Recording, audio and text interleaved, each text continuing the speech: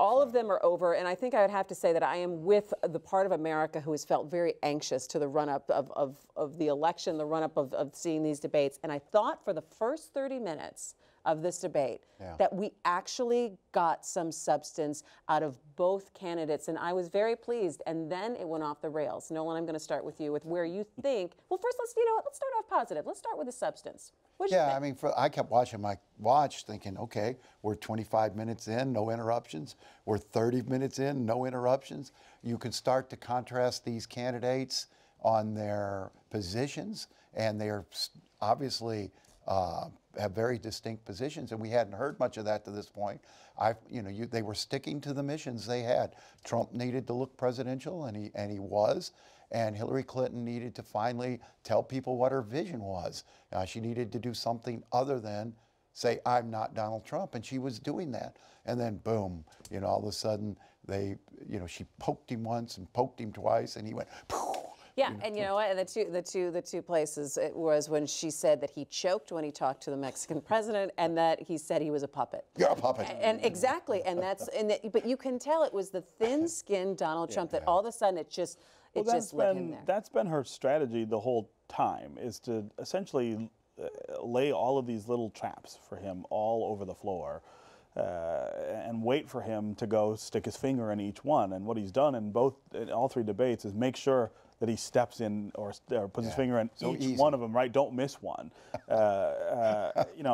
Don't stay on message for anything. And so last night, the same thing happened to him. I mean, he's just unable to resist the idea that he's got to answer every little... Or that anyone could perceive him as being weak. That's what it is. That's what he's prickly about. He's like a little boy, you get him all dressed up and say, now, let's keep these clothes straight into the school picture, and you could see him up there trying so hard, and then, whoosh, everything goes to heck. Tie around back. What did you make of the Supreme Court conversation? Because I got a lot out of that. I thought it could have been better on both sides. So Hillary Clinton is...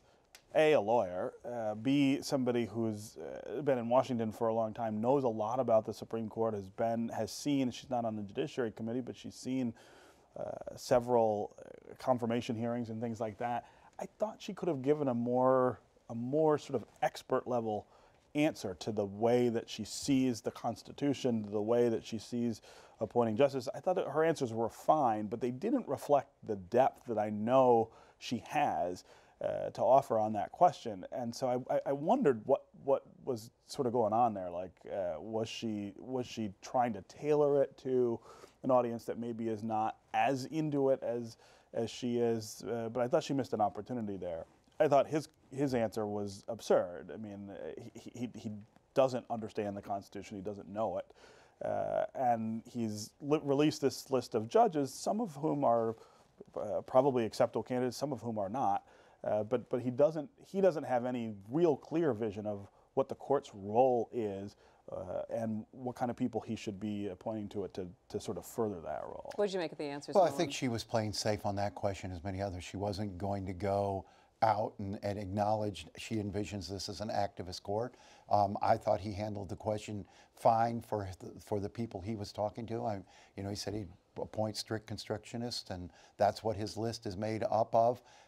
And if you look at sort of the straw a lot of Republicans are grasping at when they say they still support Donald Trump, it's because he'll appoint better Supreme Court justices. And I think he was speaking to that constituency with that answer. I think I want to get to that larger questions of how Republicans trust that he would actually carry out any of the things that he's talked to. I want to get to that in just a little bit. But I do want to get to, I think, what the largest thing that has come out of this debate is the fact that when he was asked directly about will you accept the results of this election, that he said, we'll see.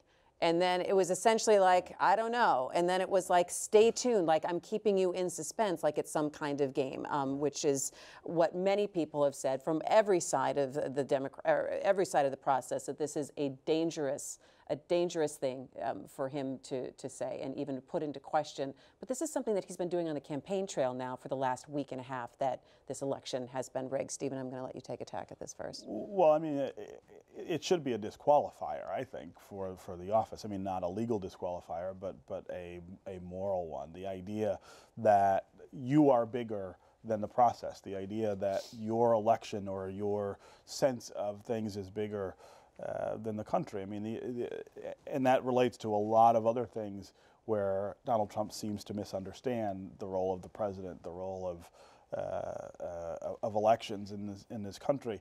I also want to tie, though, what he's saying to the Republican Party itself and the questioning that it has pursued about this voter fraud myth that perpetrates over and over again. I mean, every single study shows that the margin of error in terms of voter fraud is so slim as to not matter at all, and yet we have this constant sort of story being told about, well, there's all these people on the voting rolls who can't vote, and somehow that should cast doubt on the election, or there's people who vote twice.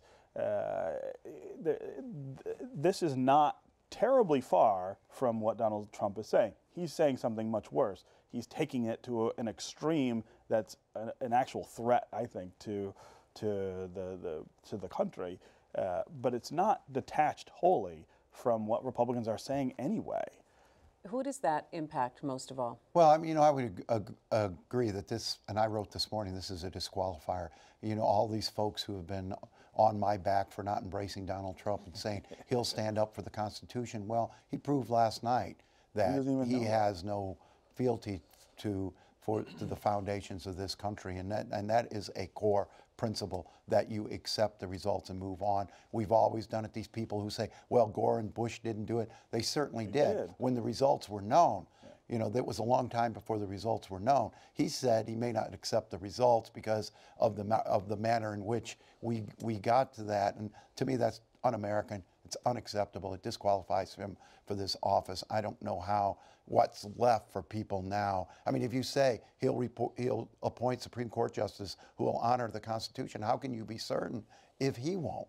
If he's not going to honor the Constitution or honor our core values and core principles. We've never had a president say that. As for voter fraud, I think voter fraud is probably not as rampant as Republicans make out, and probably more so than Democrats want us to believe.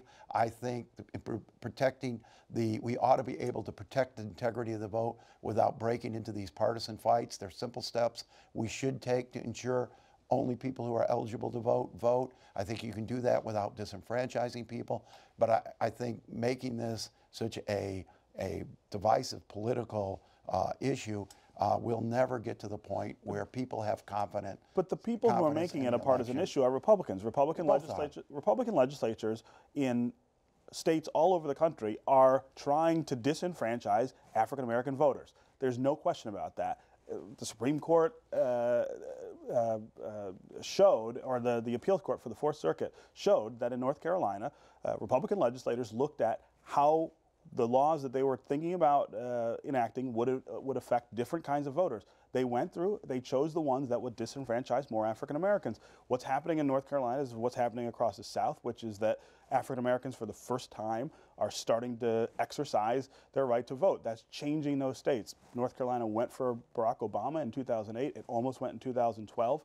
It may go for Hillary Clinton in 2016. Republicans are panicking because they're losing control of those states, and they are but on the other side of this, and so it's all predicated on this myth of fraud. It's not disconnected. There's no ambiguity here about what they're doing or why. So you say this is disenfranchising certain voters, but could Donald Trump's assertion of a rigged election also make his voters not turn out, saying, well, it doesn't matter if I vote or not anyway, the whole thing is a fix? I think the danger here on what we've heard about rigged election is, that you break down trust, whether people vote or not. You break down trust in the institutions. I think similarly, what we're reading in these emails with all the underhanded and techniques and corner cutting and the stuff John Podesta has been putting out about certain groups and what have you, that breaks down trust in the institution. Neither one of these candidates have helped restore America's faith in their country and in its systems. And the press, I think, has done its role in hurting that too. This election. How so? This has been a very. How do you think the damaging press election. has? How do you think the press Well, has I think had the a role? press has not remained as objective as it should be. We've had too many examples now of collusion between the press and the Clinton campaign, and people now are losing trust in us as watchdogs. I think this has been a very damaging election to the American institutions, and I think you can blame the personalities. So I think that also then goes back to the larger question that we were talking about, is kind of all woven into like what happens the day after the election. And when you talk about people and Donald Trump saying, well, I don't know if I'm going to accept the results, you hear people saying it's going to lead some kind of revolution or something like that. It's unsettling, and it makes you say, well, then no one trusts anything at the end of all of this, and how do you recover from that? Well, I mean, I think again, there are people who benefit from the cynicism, right? And there are parties in this country who have used that cynicism to their advantage for a really long time. I mean, none of this is in and of itself new. Think of how cynical the move, for instance, in 1988 was to trot out Willie Horton in the last hours of that campaign to try to scare white voters off of voting for Mike Dukakis. That's not fundamentally different from what we're dealing now. It's a matter of degree. We've been headed in this direction for a really long time, and Democrats have had their instances of exploiting that cynicism as well. I think both parties would do well in the next few years to try to reset and come up with better ways to attract voters to their side. But you know, how optimistic am I of that happening? I mean, come on. New parties. How do you or do that? New parties, I suppose that's also Yeah. possible. But you know, you can also have to turn this question around.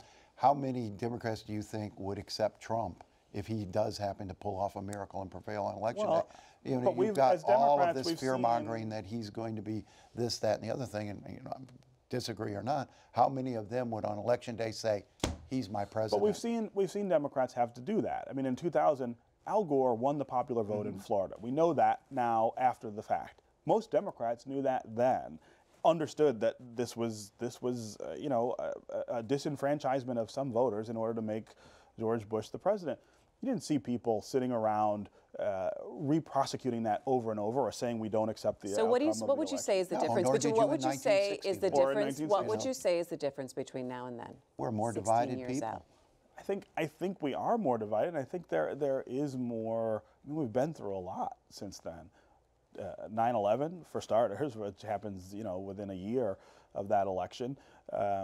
The recession, which really, I think, calls on us to recognize some of the things that we've done wrong over a long period of time in terms of shifting the definition of work and economic security in this country. I mean, people feel vulnerable legitimately and want better answers. What we have, though, is a demagogue sort of exploiting that vulnerability and pushing them toward an extreme and scapegoating, which is not the way to get There's there. also been the aloofness of Washington to the people. You've got two parties there who are more worried about protecting their advantages, their political power, than they are about listening to the people. I don't think that's and new. a lot of folks, I think it's accelerated over the last several years. You have a lot of people out there thinking nobody's listening to me. Nobody is connected to my values, my concerns. You all are doing what you want to do to appease to this group or that group, but in terms of the broader people, nobody's speaking to us, nobody's representing us. I think that explained Bernie Sanders. I think it explained Donald Trump, this idea that we don't trust you in Washington. You've been so dysfunctional for so long. You haven't done the things you said you'd do when we sent you there. I think that's the underlying theme in this whole election. It's the underlying theme, but unfortunately, I believe, though, that after this election, it's only going to get worse. There's only going to entrench people in the sand in terms of, well, my guy didn't win or my person didn't win. It doesn't have to.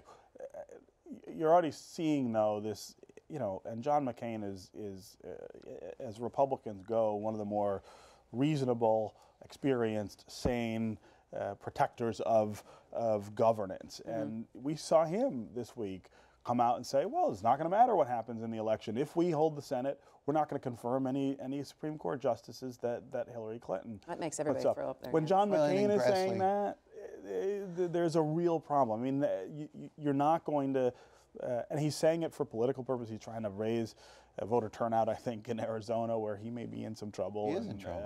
And that state may be in trouble for Republicans.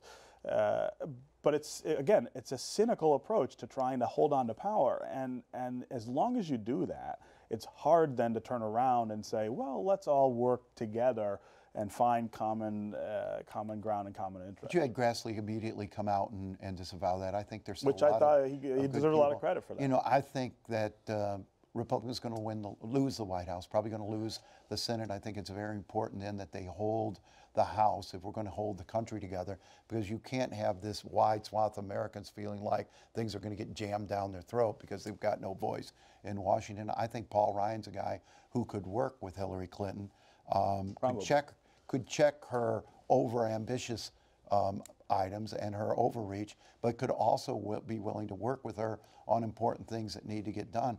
I think you could see some progress in that scenario if Republicans will line up behind Paul Ryan, and that's a big